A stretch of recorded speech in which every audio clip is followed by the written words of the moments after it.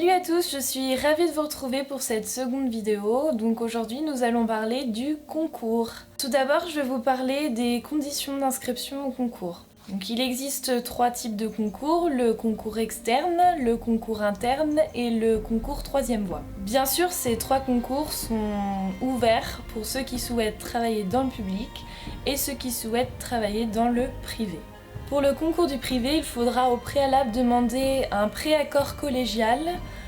Donc il suffit de s'adresser à la DEC du département dans lequel vous souhaitez enseigner quand vous aurez obtenu le concours. Sinon, le concours est exactement le même dans le public comme dans le privé. Rien ne change, les épreuves sont les mêmes, le jury est le même. C'est juste sur le papier que ça change.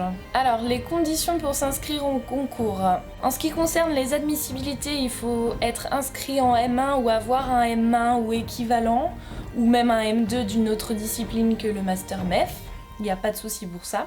Il faut également jouir de ses droits civiques et d'avoir le casier judiciaire vierge. Et il faut bien sûr avoir fait la journée d'appel à la défense. Pour l'admission, il faut avoir le brevet de secourisme, donc l'AFPS pour ceux qui l'ont passé il y a longtemps, et le PSC1 pour tous ceux qui le passent actuellement. De même, il faut avoir un brevet de natation, et notamment un brevet de 50 mètres.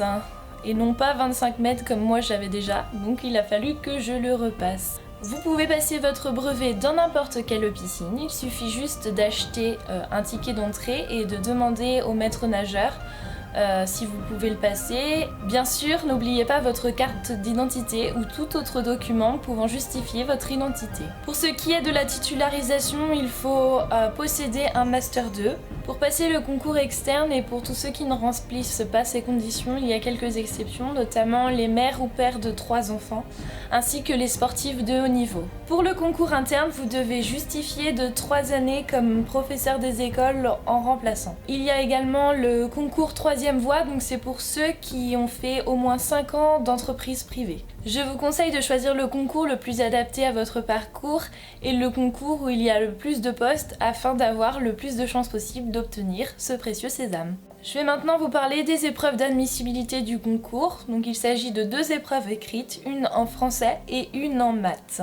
Ce sont 2 épreuves de 4 heures chacune. Les épreuves de maths et de français sont notées sur 40 points. Une note égale ou inférieure à 10 sur 40 est éliminatoire. Alors l'épreuve de français se compose de 3 parties. La première partie est une question portant sur un ou plusieurs textes. La deuxième partie est consacrée à la connaissance de la langue avec des exercices de grammaire, de vocabulaire, d'orthographe, de lexique, enfin tout ce qui concerne la connaissance de la langue. La 3e partie est une épreuve de didactique. Il s'agit d'un dossier composé de plusieurs supports pour l'enseignement du français. La première partie est sur 11 points, la deuxième partie est sur 11 points également, et la 3e partie est sur 13 points. Il vous reste 5 points attribués à la syntaxe et à la qualité de votre expression.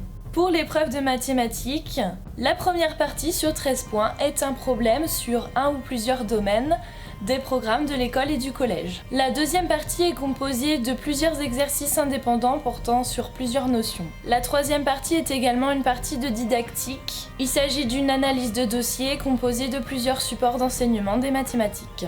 Attention, la 3e partie en maths est sur 14 points et non pas sur 13 comme les 2 autres parties. Bien entendu, 5 points sont également attribués à votre syntaxe et à la qualité de l'expression. La note éliminatoire est toujours de 10 sur 40. En ce qui concerne les épreuves d'admission, vous avez 2 oraux à passer. Tout d'abord, vous avez un oral de mise en situation professionnelle. Donc il s'agit de présenter un dossier que vous aurez travaillé tout au long de l'année sur la matière que vous avez choisie à l'inscription. Les options au choix sont les sciences et technologies, l'enseignement moral et civique, l'histoire, la géographie, les arts visuels et l'éducation musicale.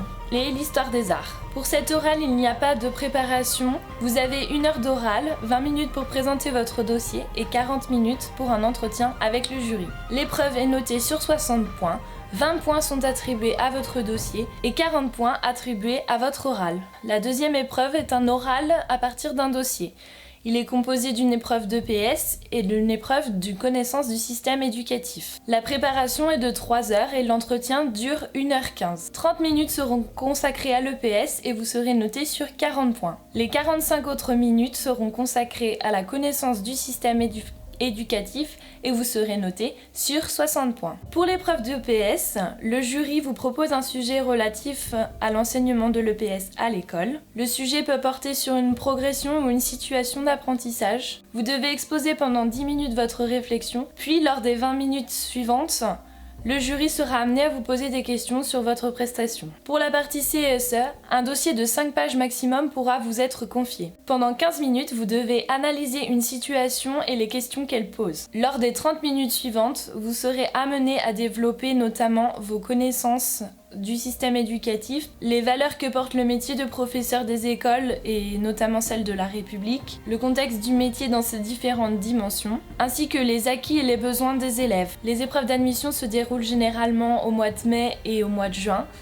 avec un résultat au plus tard début juillet. Pour ceux qui sont en Master 1 et qui malheureusement échouent aux épreuves d'admissibilité, pas de panique, vous pouvez quand même vous inscrire en Master 2 afin de compléter votre Master et de le terminer et bien sûr de l'obtenir, tout en repassant le concours l'année suivante. J'espère que j'ai été claire dans mes informations et je vous retrouve très bientôt pour une vidéo sur les conseils que je peux donner. Ciao, merci à tous!